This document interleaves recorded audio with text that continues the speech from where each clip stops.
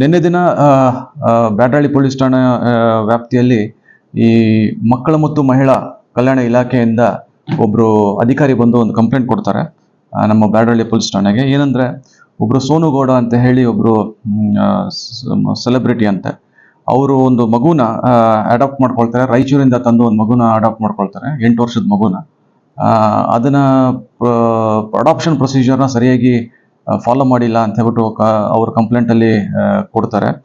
ಅದ್ರ ಜೊತೆಗೆ ಇನ್ನೊಂದೇನೆಂದರೆ, ಅವರು ಏನೋ ರೀಲ್ಸ್ ಮಾಡ್ತಾರೆ ಈ ಯೂಟ್ಯೂಬಲ್ಲಿ ಮತ್ತು ಸೋಷಿಯಲ್ ಮೀಡಿಯಾದಲ್ಲಿ, ಆ ಮಗುನ ಇಟ್ಕೊಂಡು ರೀಲ್ಸ್ ಮಾಡ್ತಾರೆ ಅಂತ ಹೇಳಿ ಕಂಪ್ಲೇಂಟ್ ಕೊಟ್ಟಿದ್ದಾರೆ. So it's illegal under JJ act ಮತ್ತು ಜೂನಿಯರ್ ಜಸ್ಟಿಸ್ ಆ್ಯಕ್ಟಲ್ಲಿ ಇಟ್ಸ್ ಅನ್ ಅಫೆನ್ಸ್ ಅಂತ ಹೇಳಿ ಒಂದು ಕಂಪ್ಲೇಂಟ್ ಕೊಟ್ಟಿರೋ ವಿಚಾರವಾಗಿ ನಾವು ಒಂದು ಕಂಪ್ಲೇಂಟನ್ನು ತಗೊಂಡು ಈಗ ಇವತ್ತು ಬೆಳಿಗ್ಗೆ ಅವರನ್ನು ನಾವು ಅರೆಸ್ಟ್ ಮಾಡಿದ್ದೀವಿ. ಅರೆಸ್ಟ್ ಮಾಡಿ ಈಗ ಮುಂದಿನ ತನಿಖೆನ ನಾವು ಕೈಗೊಳ್ತೀವಿ.